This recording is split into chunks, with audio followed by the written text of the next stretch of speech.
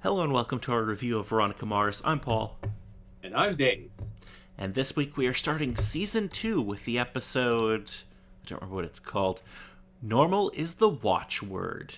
This episode originally aired September 28th, 2005. So let us start off with the number one film at the box office this week, Dave. Any guesses? Again, around that time. End of September. When it ended there. Hmm. I'm going to Nah, be surprised if you've seen this. even with the bit of the break, it's kind of fallen a little bit out of my mind with what particular movie would have been popular at the time. Yeah, I don't think you've seen this, would be my guess. It's a movie called Flight Plan. Weirdly enough, there's a twinge in the brain, but yeah, I think just maybe the title from advertisement, because yeah, it's not immediate. Like, aside from, does it involve a plane? Or would it be an interesting sort of movie where it's based on flight, but not a plane? Um,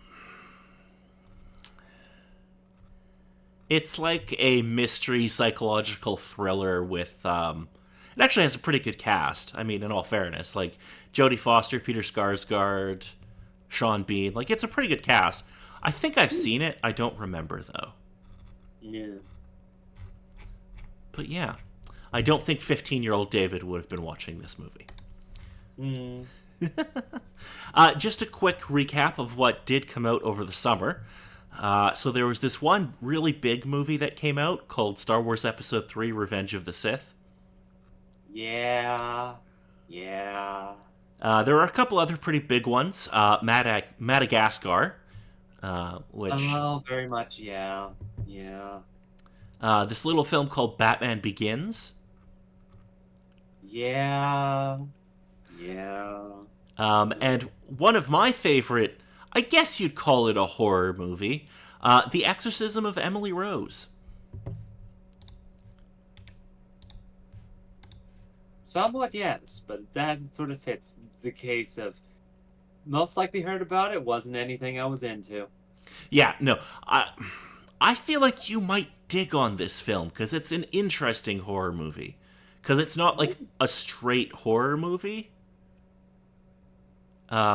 It's basically like a supernatural horror legal drama. It is a combination of things that I would not be surprised that someone slammed together to try and get a movie together. It's actually really good. It's about this priest who is accused of negligent homicide after he performs an exorcism and the person dies. Mm. It's a really fun, well, maybe not fun's not the right word, but it's a really good movie with a strong concept. Moving on to the number one song in America, Dave. Any guesses what it could be? Oh God. I think from your particular reaction of things, it could be a multitude of things. It's just kind of the question of which direction. And also the case of, am I thinking too far into the future or too late? Okay. I don't know if this will help, but A, this song was everywhere, and B, I frickin' hate it. The only one thing that I can supposedly guarantee, possibly, is that it's supposedly from Justin Bieber, but I can't remember which one it would have been at the time. No, it is not Justin Bieber. It is a Kanye West song. No, that tracks with you. Yes, it does. It's Gold Digger by Kanye West featuring Jamie Foxx. That is also understandable. I It's hate kind of this. a marvelous case that, yes, it was quite the earworm at around the time, and the case of, yes, it was around. It was also brought up by Weird Al in some cases, but kind of the case of, it's kind of found its nice settling place where if you don't want to so search for it, you'll be fine. But if you want to find it, but it's just I feel like from like 2005 to 2008, this was played in like every store ever. And yeah, I, at some point, kind of the marvelous case of once they kind of get their set of music to play for a particular time, they don't bother changing it for a good amount of time. Ain't that the truth? All right, let's move on to video games where I'm less likely to be mad. Hmm. So moving on to video games, let's take a quick look at what released over the summer. So just a couple of highlights here. May 23rd, Nintendo decided they wanted all of your money because they released two little games, WarioWare Twisted and Fire Emblem The Sacred Stones. Yes. June 7th, Grand Theft Auto San Andreas came out for the PC. You might have to fill me in. I don't remember this game. June 13th on the Game Boy Advance, Yoshi Topsy Turvy came out. Yeah. Kind of the marvelous case of it's very interesting at the time that the Game Boy Advance could do a multitude of things with certain bits of technology, and man, they just wanted to make the one particular Kirby game with the motion controls and whatnot inside of it, but they didn't want to make a Kirby game again, so they just looked at their backlog and pulled out Yoshi. Oh, is this the one where they had the gyroscope in it? So, like, you. Yeah. Okay. That rings a bell now.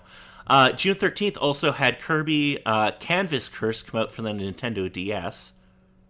Again, a very interesting concept with the basis on the DS. Just so sad that not much of a real interesting idea kind of really came out of it. June 21st, there were a couple of big releases. Conquer Live and Reloaded came out on the Xbox. Because, of course, the particular game with a cutesy character saying very bad words and whatnot could not be stuck on the N64 forevers. No, it couldn't. Also on the 21st, Destroy All Humans came out for the PS2 and Xbox. Yes, because we just needed to get that dark thought out of everyone's head and put it into the brain of an alien. And finally, on the 21st, if you had a Game Boy Advance, you could pick up Mega Man Battle Network 5. Yes, though it's the mild case of I don't know which one that is. I did not play this one because I think this was a DS release. Hmm. Um, Uh, Game Boy Advance still. oh, was it still Game Boy Advance? Okay. I think I played 3 the most. Anyway, June 22nd, if you had a PS2, you could pick up Psychonauts. Ah, yes. Let's see what else is there that are like big releases. July 7th, if you had a PS2 or GameCube, you could pick up Killer 7. Ah, yes. The marvelous game from its advertising and whatnot, but also the marvelous case of, God, the Grasshopper manufacturer and whatnot is one hell of a weird company with getting their game ideas. I feel like this had a really interesting concept, but the game kind of fell short, didn't it? Yeah, kind of the marvelous case of the concept and the idea of it was absolutely crazy and genius and off the wall, but sadly the gameplay had to suffer to get somewhat of a decent effect for it. Okay. What else was big this summer? July 26th, if you had a Game Boy Advance, you could pick up Harvest Moon, More Friends of Mineral Town. Yes. Oh my god. August 2nd, if you had a PC, you could pick up Blood Rain 2. Because of course, with how many times you see it on the uh pawn shop game store shelves, it's such a popular game. So many copies. Oh my god, that came out this year. August 22nd, if you had a Nintendo DS, you could pick up Nintendogs.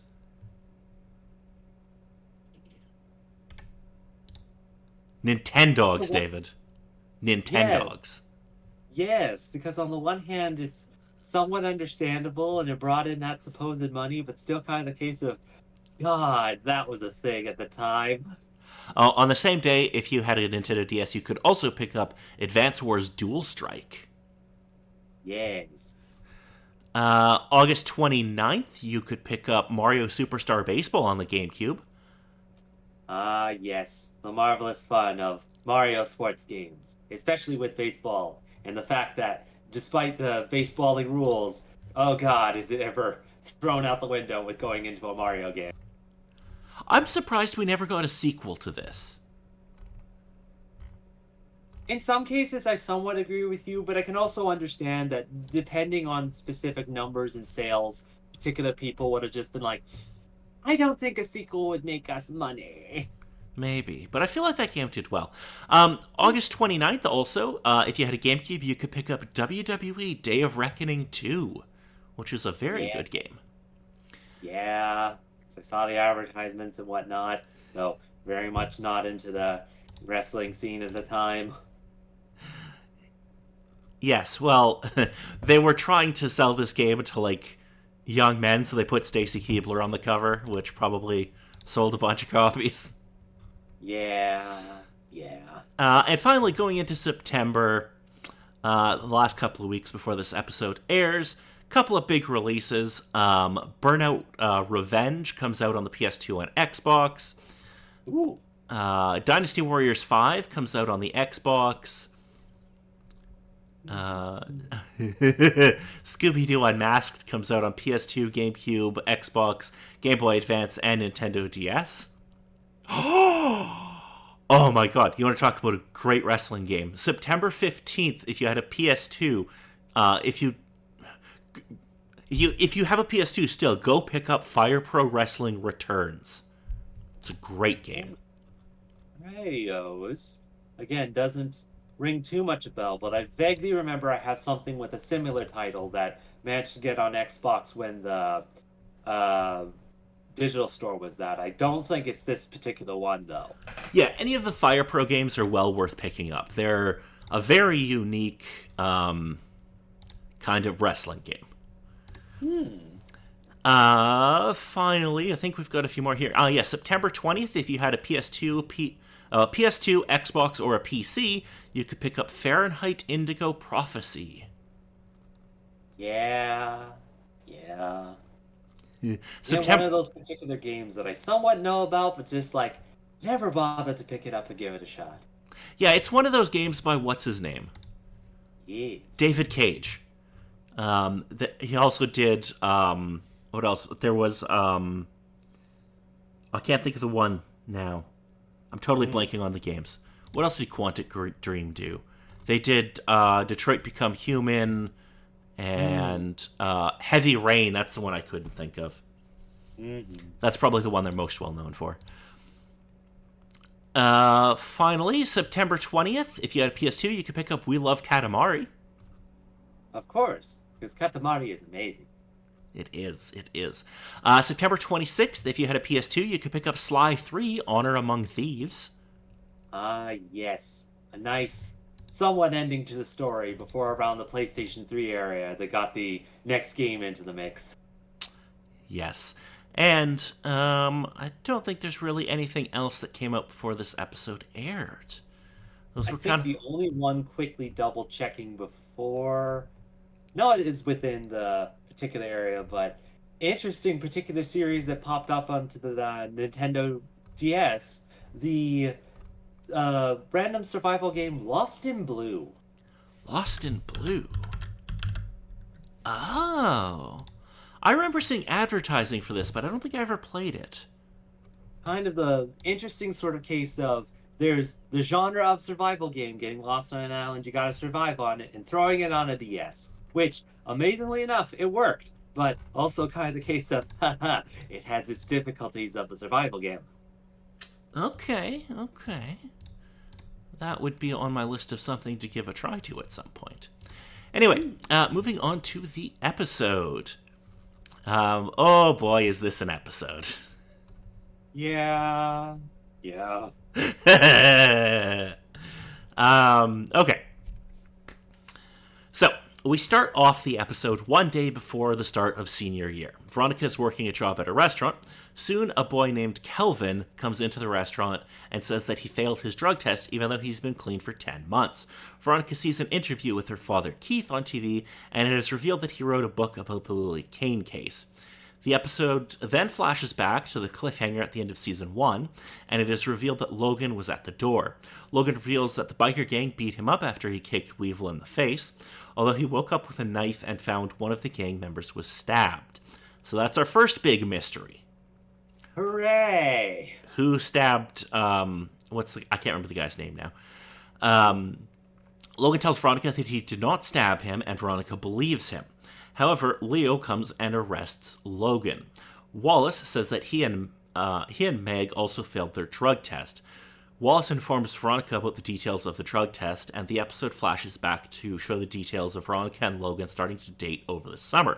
Veronica talks to all the students who were framed in the drug test, and they all say some people might want to harm them. Veronica has become estranged from Meg, and Veronica reveals that Logan was released from prison soon after he was arrested. Veronica connects the 5 people who were framed to an incident where a student was publicly harassed in gym class. Keith is still dating Alicia. Veronica and Wallace spend the night investigating students, and Veronica eventually deduces that Wallace ingested a small amount of an illegal substance, most likely in a gift basket earlier in the year. In a flashback, Veronica and Logan make out in the car until PCH bikers shoot out the car's windows. Veronica conducts a drug test on Wallace and finds that he's clean, which rules out the possibility that his food was spiked. Veronica asks Keith for help in finding out the names of the company's shareholders and discovers that the parents of the second-string athletes who have been promoted to starting positions as a result of the failed drug tests are all shareholders in the trading company. Veronica believes that one of the lab assistants was paid off to forge the results. The previous summer, Logan was involved with some, light arson. Logan sunbathes with Dick and Beaver poolside, and they ogle as the brother's stepmother, Kendall Casablancas, played by Charisma Carpenter from Buffy. I told you we were getting a new Buffy cast member this year.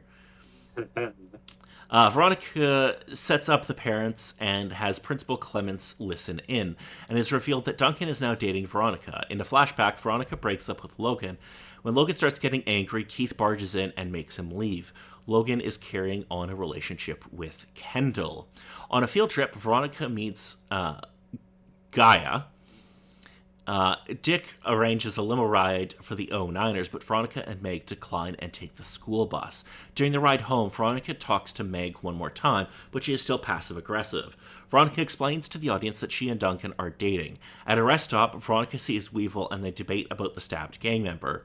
Meanwhile, Veronica's bus drives away without her. Instead, Weevil takes Veronica on his motorcycle before they run across the limo Duncan, Gaia, and the other 09ers are in. They tell Veronica that the field trip bus full of students drove off the cliff into the sea, and they look over at the crashed bus. Okay, so what do we think of this episode, Dave? Well, I suppose after the somewhat success of the first season, you got to start off the second season with a bang. In a few ways. Which I think it was fairly well with doing the recaps, going, or at least showing the cliffhanger from the first season into this season to match up with everything from there was definitely interesting to see. But also kind of the case of, oh man, again with names and whatnot. Logan, he's been through one hell of the ringer, and it is not looking like the ride is slowing down for him at all. Yeah, Logan is, he had an interesting summer. Yeah. Yes. So we have 2 major mysteries going on this season so far. Who stabbed this gang member that Weevil wants revenge for, and why did this bus driver drive off the cliff and into the sea and kill everybody on his bus? That is certainly a mystery that we will have to figure out. Yes, very much so. Yes. Okay, so if there's nothing else about this episode, next week we'll be discussing a little episode called Driver Ed, which is a great little title. And you'll find out why in the episode. And this episode has a special guest star. Oh? Kevin Smith is going to appear in this episode.